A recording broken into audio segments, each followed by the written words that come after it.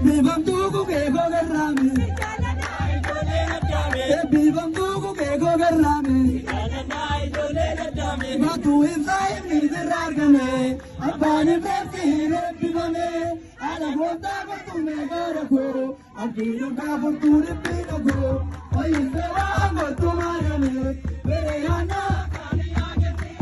Bibam tuku ke go garami, bibam tuku ke go garami. Jalana jalana dami, bibam tuku ke go garami. Jalana jalana dami. Inda desa butena jirena, namaru ka baisa hatunya. Aragana garana betigo, sinda gadu araga garako. Mere hana gari aage me,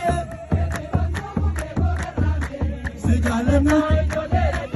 Bibam tuku ke go garami.